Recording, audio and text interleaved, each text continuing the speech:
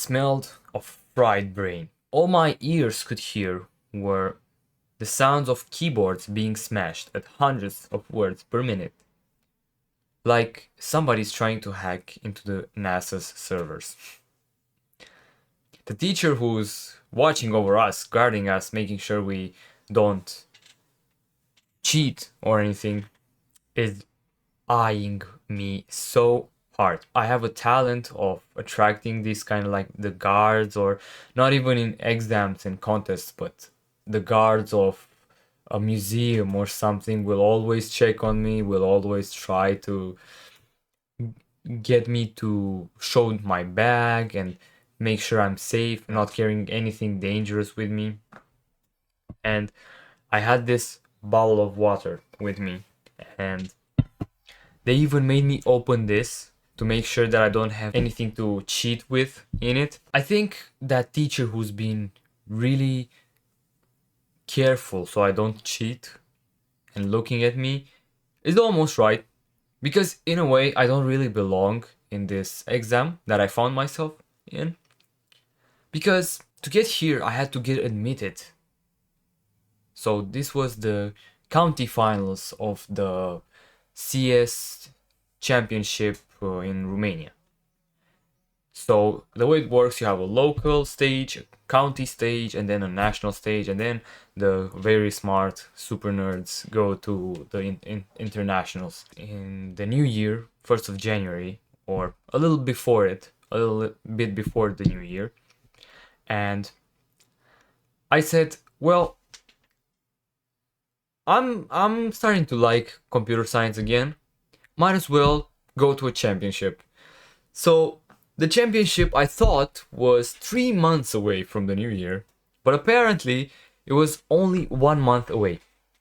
So I had 1 month to prepare from scratch almost for this championship. From 5th grade to 8th grade in Romania, which is like I think from 12 to 15 or 12 to 16 or years old, something like that, I was competing in computer science championships, but my parents forced me to do so. And I loved computer science, but I just didn't want to go that route. I don't know, it felt wrong, especially when my parents were forcing me to do so. So since 16 years old I haven't touched a line of code at all until I was like 9 months before my 19 years old anniversary. I started coding again, and now it's been almost a year since I'm coding consistently. But here's the catch: I haven't been working exclusively, almost at all on. I haven't been working at all on DSA level problems. It was incredible that I even made it there, because to get admitted into the county finals, I had to go through a car crash, quit caffeine against my better judgment, almost faint 3 times because I was so burnt out, I couldn't sleep at night. And on top of that, I also managed to catch up on 4 years of high school, because like I told you, since 16 I haven't focused at all on school. And this is my final year of high school in around 10 days. Let's see if it's actually 10 days. Yeah, in 10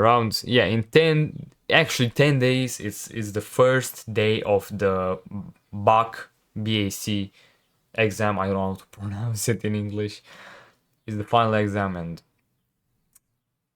I studied for it while studying for the computer science championship, and it was a madness. And besides just iron will and this applying discipline and a lot of David Goggins motivational videos, the one thing that helped me survive was this cool system, that I actually invented a while before the computer science championship training started. It's a system that allows me to pretty much put my finger on literally physically put my finger on the day that I haven't progressed well. So you can literally track your progress, your work days by numbers, by like you track reps in the gym, track down exactly which days you weren't doing so well and figure out what you did on those days so you can avoid doing it on other days, and also on the good days repeat what you're doing well so you can do more well and less bad. The system pretty much aims to solve this problem. Let's say you have this scenario. You are solving computer science problems, and on one day you spend 6 hours solving a really hard problem that takes all your energy, all your efforts. It's very hard. Think, just keep in the back of your mind how much experience and how much growth there is from that. How much of a better programmer you become. Now, think about a day in which you solve 6 problems in 1 hour. Then they're really easy and you're feeling really productive, as opposed to the day on which you solved only one problem. The whole day you solve only one problem. Like, keep in mind, there's days in which you can solve 10, 15, 20 problems. And today you solved just one. And you're feeling unproductive. And on the day on which you solved 6 problems, whoa, you're feeling better. You're feeling like you're productive, even though you worked for only 1 hour and those problems you probably already knew how to solve. So you are just recapping old things that you've learned. So the growth isn't that much. So in order to keep myself mentally sane and to keep myself feeling productive, I came up with this system of assigning reps to each single problem. So a hard problem can be 3 or 4 or 5 reps. So I usually say it like this: if it's a mind-numbingly hard problem, it's a base of 3 reps. And every hour spent after 3 hours working on it adds another rep. And depending on how much energy you also spend on it, because you might actually wake up one day, try to solve it, do 3 hours of deep work, your 3 best hours of deep work, it doesn't work out, it's not good. Then you go to the second day and try again. That's more valuable, right? Because you have more energy, more leverage on those first few hours of the day, so you can assign yourself some more reps. So an example of this working in real life for me was when I realized that on a certain day of the week I kept crashing and not doing much work. So let me look for the papers where I was tracking this in my journal, because it's right here. And I might find a week on which I crash almost every single week on that day. Can't really find it, but on that particular week I crashed on, let's see, I don't know what name is for that day.